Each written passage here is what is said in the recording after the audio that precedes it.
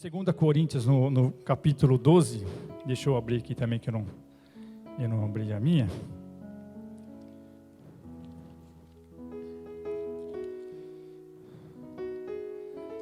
No versículo do 7 ao 10 a gente vai estar lendo, e diz assim: e para que não me ensoberbece com a grandeza das revelações, foi-me posto um espinho na carne, mensageiro de Satanás, para que me esbofetear, a fim de que não me exalte. Por causa disso, 3 vezes pedi ao Senhor que o afastasse de mim. Então ele me disse: a minha graça te basta, porque o poder se aperfeiçoa na fraqueza. De boa vontade, pois, mais que me gloriei nas fraquezas, para que sobre mim repouse o poder de Cristo. Pelo que sinto prazer nas fraquezas, nas injúrias, nas necessidades, das perseguições, nas angústias por amor de Cristo, porque quando sou fraco, então é que eu sou forte. Amém? Então é Paulo, declarando, Então, quando Deus, na verdade, quando Deus recusou tirar o espinho, da vida de Paulo, ele deu uma explicação, para Paulo. A minha graça te basta. E muitas vezes, irmão, a gente vai passar por algumas coisas que a gente vai orar e não vai receber aquilo que a gente está esperando, Mas Deus, ele deixa aqui uma lição para a gente, porque ele fala que a graça de Deus, já nos basta, E hoje a gente vai falar de 3 tópicos aqui, não sei se já colocaram no telão. Põe ali para mim, Ana. As 3 lições. A primeira, a graça de Deus é suficiente. Então a gente vai estar falando um pouquinho disso. E tudo que eu estou falando aqui está dentro do que a gente acabou de ler agora, Então, a graça de Deus é suficiente. É nas tribulações que aprendemos a depender somente da graça de Deus. Foi o caso aí da Cida, do Marcelão, É nessa hora que a gente vê que a gente realmente só depende de Deus. Porque não importa o dinheiro que você tem, a classe social, não depende de nada. Realmente dependência mesmo da graça de Deus na nossa vida, Tem pessoas que a gente pergunta, como você está? E aí a pessoa responde: estou na graça. Irmão, quando você ouvir isso de uma pessoa, você fique contente, porque é o que a gente precisa, é só da graça de Deus mesmo, E então, na nossa inteligência não é suficiente para nós, Não basta isso aí para nós, não é o recurso financeiro, não é os nossos amigos, não é o relacionamento, que a gente tem, é somente a graça de Deus. Então, que a gente possa refletir nisso daí, Porque a gente vai ver alguns exemplos aqui também, depois mais para frente aqui, Alguns exemplos aqui da Bíblia, Que eu, assim, quando eu fui pesquisar, na Bíblia, eu falei, o que eu vou falar de força? A primeira pessoa que veio à minha cabeça foi Sansão, quando falou da força, E a gente vai estar falando um pouquinho mais lá para frente, mas a gente vê que todo aquele tempo que Sansão estava usando a própria força do braço dele, ele não conseguiu cumprir o propósito na vida dele. Mas a partir do momento que ele conseguiu olhar para Jesus e foi pela força de Deus, ele conseguiu cumprir. Se a gente olhar para Davi, ele não foi enfrentar aquele gigante na força dele, porque não tinha nem condição de ele enfrentar aquele gigante. Ele foi na força do Senhor e ele venceu. E muitas vezes a gente quebra a nossa cara porque a gente tem um bom emprego, a gente tem um bom carro, a gente tem tudo na vida e acha que não precisa de Deus, que é na nossa inteligência, que é na nossa força. E eu conheço muita gente assim, irmãos, muitos empresários, e o que resta é a gente pregar a palavra de Deus, orar por essas pessoas, Porque não é pela nossa força, amém? O segundo tópico que eu coloquei aqui, não possuímos nenhuma força em nós mesmos, você vai ver que um é linkado no outro, né? Mas hoje muitas pessoas têm se tornado fortes em seus próprios olhos, às vezes por terem dinheiro, por não ser reconhecida pela mídia, por ser reconhecida, né, pela mídia, né? Tem um conforto, né? Tem um exemplo que a gente pode estar falando aqui, que é da igreja de Laodiceia. E eu vou querer ler para vocês como se comportava essa igreja. Lá em Apocalipse, no capítulo 3, no versículo 17, ele vai falar como que aquele povo da igreja se comportava. Apocalipse 3, 17. Pois disses, estou rico e abastado, e não preciso de coisa alguma, e nem sabes que tu és infeliz, sim, miserável, pobre, cego e nu. Aquele povo daquela igreja achava que eles já eram ricos, eles não precisavam, né? Então, para você ver, isso é uma igreja. Então, irmãos, isso eu quis ler para vocês realmente entender isso daí, que não é na nossa força, né? Aquela igreja já estava bem, provavelmente era uma igreja que tinha, né, ofertas boas, né, estava numa condição boa, e começou a ir por um caminho errado, né? Então, que a gente possa refletir. A Bíblia mesmo fala que em todo tempo a gente tem que se analisar a nós mesmos, né? Então, de vez em quando é bom a gente parar, ver se a gente não está se exaltando, né? Eu digo por mim mesmo, né? Quando a gente tem uma oportunidade de subir em cima deste altar e pregar a palavra, né? Eu sempre oro a Deus e peço para ver se eu não estou me exaltando, né? Se isso não está me afetando, né? Porque senão a gente começa a desviar o foco de Deus, né? Perder essa visão de Deus. E quando a gente perde essa visão de olhar para Jesus, é onde muitas pessoas caem, muitas pessoas saem da igreja. Já vi muita gente sair da igreja por causa disso. Por quê? Tira o foco de Jesus, começa a olhar para o homem, começa a olhar para os pequenos defeitos, porque a igreja não é perfeita, irmãos, ela tem defeito. Aqui é um hospital para curar realmente os enfermos espirituais, né? E então tem os seus defeitos também. Quando a pessoa tira os olhos realmente de Jesus e começa a olhar para o ar-condicionado que não funciona, para a cadeira que não tem um conforto, para o irmão que não te deu um bom dia, e aí começa. Isso vai deixando aquelas raposinhas acabar crescendo em você, e quando menos espera, essa pessoa está fora da igreja. Então, irmãos, que a gente possa refletir nisso daí, né, todos os dias, e voltar realmente para Jesus, realmente voltar os olhos para Jesus, né, para a gente não cair nessa cilada de Satanás. E o terceiro tópico que eu vou falar com vocês é a força da igreja é Cristo. A força da igreja é Cristo. 2 Coríntios 12, no capítulo 12, no versículo 10, vamos ler lá. Põe aqui para mim, Ana, que eu já vou ler no telão aqui. Aqui fala o seguinte: pelo que sinto prazer nas fraquezas, nas injúrias, nas necessidades, nas perseguições, nas angústias, por amor de Cristo, porque quando sou fraco, então é que sou forte. Amém? Irmãos, que a gente possa sempre declarar isso aí, porque Cristo é a força realmente da igreja, né? Por isso que quando eu falo, a gente não pode perder essa visão, né?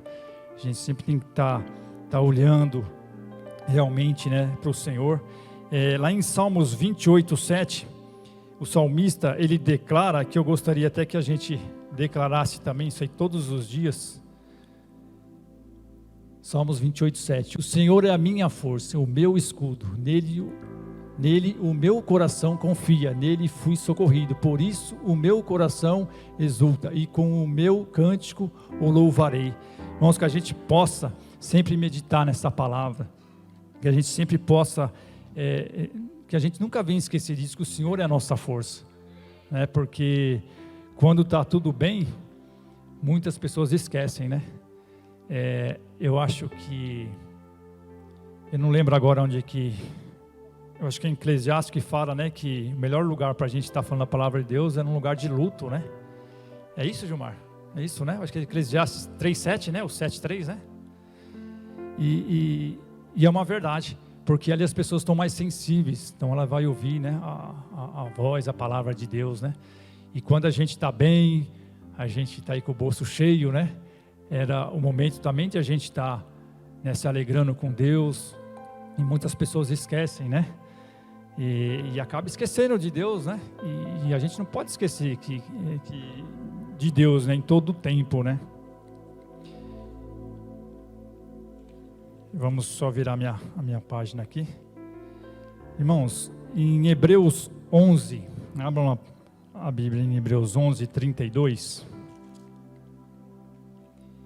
Do 32 ao 34, nós vamos falar um pouquinho aqui que da fraqueza tiram força. E aqui ele vai dar um exemplo aqui para a gente. No 32.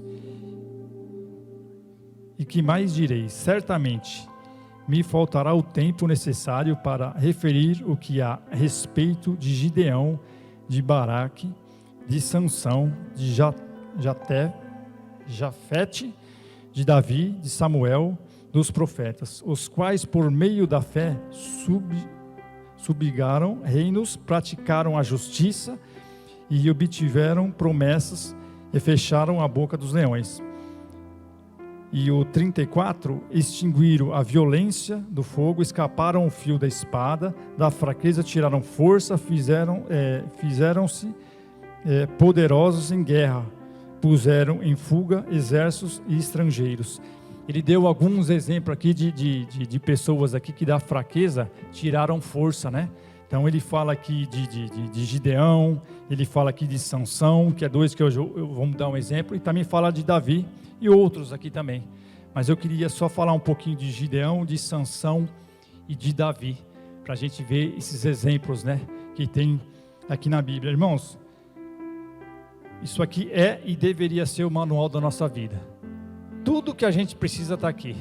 A gente quebra a cara porque a gente não lê ou lê de qualquer jeito e acaba não entendendo, porque tudo que precisa está aqui na Bíblia, tudo que você imagina.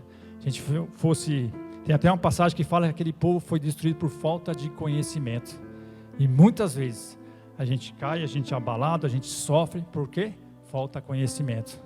Então que a gente possa buscar esse conhecimento. E agora a gente vai ter alguns exemplos aqui, né, de pessoas que da fraqueza tiraram força, como Gideão.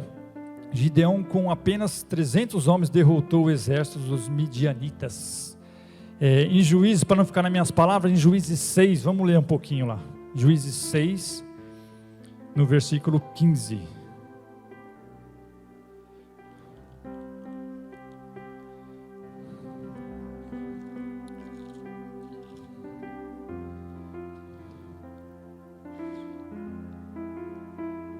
Ana já colocou aí, então vou ler o 15 e o 16. E ele lhe disse: ai, Senhor meu, com que livrarei Israel? Eis que a minha família é a mais pobre em Manassés, e eu e o menor da casa do meu pai. E o 16, tornou-lhe o Senhor: já que eu estou contigo, ferirás os midianitas como se fosse um só homem. Amém? Então a gente vê que Gideão, ele estava morrendo de medo, né? Ele não sabia como que ia fazer, mas Deus foi com ele, falou: não, vai lá, vai, se eu estou falando, é para você ir. Então Gideão, ele tirou da fraqueza, ele tirou a força, né? E então é um grande exemplo para a gente, né? Muitas vezes a gente tem medo, a gente recua, mas se Deus falar, irmão, toma posse da palavra e siga em frente. É o exemplo que eu dei do meu testemunho. Se na hora que começou todos os problemas, se eu não tivesse ouvido a voz de Deus e simplesmente falar: não, eu vou me trancar em casa, a igreja está cheia de gente de Covid, lá no trabalho, eu vou me trancar aqui, não vou sair mais.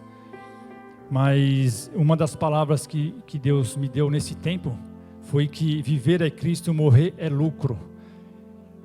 Então o que eu fiz? Eu insisti muito para a pastora que eu queria ir lá ver o pastor. Insisti, até que ela falou para mim: Zé Paulo, o pastor falou o seguinte: para você ficar aí, não vir aqui, porque a igreja vai precisar de você. Aí eu entendi. o primeiro propósito. Falei, bom, peraí, então, em casa já está precisando de mim, que minha esposa está viajando. Agora estou entendendo que a igreja vai precisar também, que os pastores não vão estar lá. E se eu for lá visitar ele, eu posso ser contaminado, e aí como é que faz? Então, se Deus está falando que para mim ficar aqui, eu vou ficar. E eu lembro que no dia que a Jennifer, foi num domingo, mais ou menos umas 4 horas da tarde, Jennifer, que você me avisou? Oi? Umas 2 horas, ela pegou o resultado dela e falou que tinha dado positivo. Na hora já ligou para a mãe, avisando, e a Sandra me ligando em 5 minutos, brigando comigo para mim não vir para a igreja. Não, você vai cuidar da sua filha, você não vai para a igreja, você vai ficar aí. Eu desliguei o telefone e vim para a igreja. Acabou o culto, tinha um monte de ligação dela.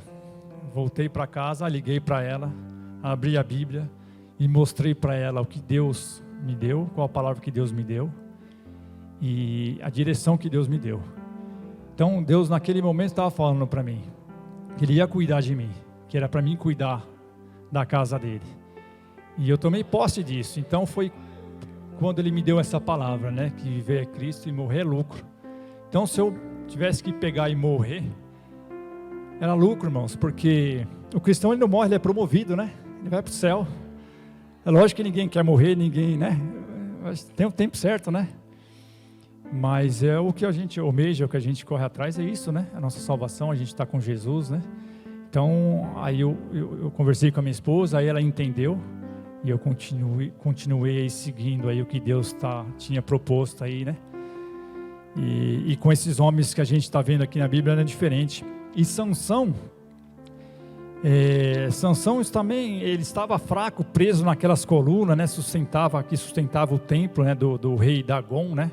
Aquele rei deles lá. E os seus olhos, eles foram furados. Mas próximo à sua morte, ele fez uma última oração a Deus. E eu quero ler com vocês em Juízes 16. A gente vai ver qual que é essa oração que Sansão fez aqui, ó, em Juízes 16, no versículo 28 ao 30.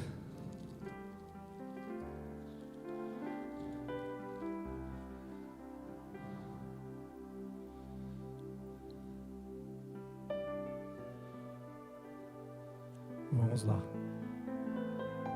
Sansão clamou ao Senhor e disse: Senhor Deus, peço-te que te lembres de mim e dá-me força só esta vez, ó Deus, para que me vingue dos filisteus, ao menos por um dos meus olhos.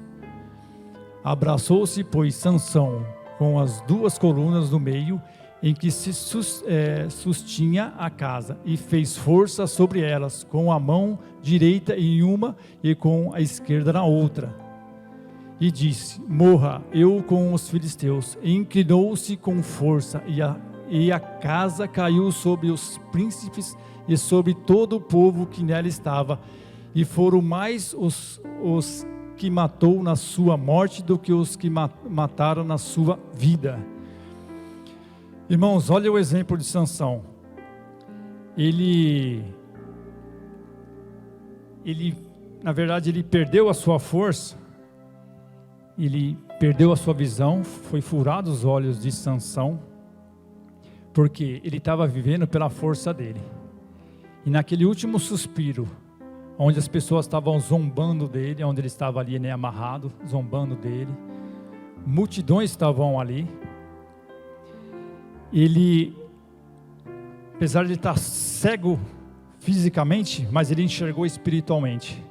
Foi onde ele enxergou Jesus, e ele fez aquela última oração, pedindo para Deus dar força para ele. Aí volta lá onde eu falei no início, de a gente não perder nossa visão, porque se a gente estiver com nossa visão em Deus, irmãos, a gente vai conseguir cumprir nosso propósito nessa vida. E Sansão, apesar de tudo, no final de tudo, ele conseguiu enxergar Jesus, ele clamou, e vai lá naquele versículo no Salmo 138:3 que a gente começou, né? Se a gente clamar a Deus, Ele vai dar força para nós e coragem, né? E Sansão, ele clamou, e Jesus deu a força para ele, e ele conseguiu. E você vê que é tão interessante que no final do versículo fala que ele matou muito mais gente do que toda a vida dele. Tudo aquilo que ele passou. Por quê? Ele estava na força dele. Quando ele foi na força de Jesus, ele matou muito mais gente. O propósito dele foi cumprido. Ele morreu ali, ele pagou o preço. Só que ele conseguiu cumprir o propósito dele na vida dele, né? Então que a gente possa sempre estar com nossos olhos abertos, irmão. Eu volto a falar isso daí. Não tire os olhos de Jesus. Que a gente sempre possa estar olhando para Cristo. Não deixa nada tirar a nossa visão de Jesus. Nada. Por isso que a gente sempre tem que estar se examinando, olhando, vendo o que está acontecendo à nossa volta. Ver se a gente, né, já não está se achando muito. Tem hora que a gente, peraí, eu não sou ninguém não, sou um servo do Senhor, eu quero a cada dia mais me aperfeiçoar em Deus, né, ser humilde, e para a gente buscar, né, essa força do Senhor, é na nossa fraqueza, não é quando a gente está bem não que a gente vai ter força de Deus, é na nossa fraqueza, então que a gente possa refletir sobre isso. E Davi já é mais conhecido, né, mas ele precisou apenas de uma pedra, foi o suficiente para derrubar aquele gigante filisteu. Naquele momento o poder de Deus se aperfeiçoou na fraqueza de Davi. E é uma verdade. Em nenhum momento Davi falou que ia na força dele, né? Até porque ele não conseguia nem carregar aquela armadura, né? Não tinha nem força para carregar aquela armadura, aquela espada, né? Que tentaram colocar nele lá, né? Então ele foi na força realmente de Jesus ali, e com uma pedrinha só ele derrubou aquele gigante, né? Em Samuel, vamos abrir lá, Samuel 17, no versículo 36 e 37. 1 Samuel, capítulo 17, 36 e 37. O teu servo matou tanto o leão como o urso. Esse incircunciso filisteu será como um deles, porquanto afrontou os exércitos do Deus vivo. Disse mais Davi: o Senhor me livrou das garras do leão e do urso. Ele me livrará das mãos desse filisteu. Então disse Saul a Davi: vai-te, e o Senhor seja contigo. Amém? Então eu quis ler para vocês, para não ficar nas minhas palavras. Então você vê, Deus foi com Davi. Ele aperfeiçoou a força ali de Davi na fraqueza dele. E ele venceu aquele gigante. Então, irmãos, quando qualquer problema, do tamanho que for, seja uma Covid, seja um câncer, seja o que for, ele é pequeno diante de Deus. Basta a gente tomar posse dessa palavra, saber que Deus ele vai sempre nos aperfeiçoar aí na nossa fraqueza, né? Eu lembro de um testemunho aqui do Tiago e da Carol, né? Quando passou aí por uma batalha, uma luta, né? Deus aperfeiçoou eles na fraqueza deles, né? Eles foram rompendo, né? Todas aquelas dificuldades, né? E hoje estão aí glorificando a Deus, né? Carol fazendo a obra, o Tiagão aí, ó, essa bênção de Deus aí, né? Então que a gente, na hora que a gente passar por uma batalha, a gente passar por um deserto, que a gente não venha abaixar a nossa cabeça não, que a gente possa lembrar disso daí, é que é na fraqueza que Deus vai nos aperfeiçoar, amém? Então que a gente possa nessa noite declarar como o apóstolo Paulo declarou, porque quando estou fraco é que sou forte, amém? Vamos declarar, irmãos, comigo? Vamos contar até 3, a gente vai, põe aqui no telão para mim, Ana, acho que está no verso 10, né? Deixa eu ver aqui, Ana, para você. É lá em 2 Coríntios 12, no verso 10. Acho que no finalzinho aqui, né? Começa ali, né? Por quê? Irmãos, vou contar até 3. Aquele que puder e quiser ler comigo. 1, 2, 3. Porque quando sou fraco, então é que sou forte. Amém?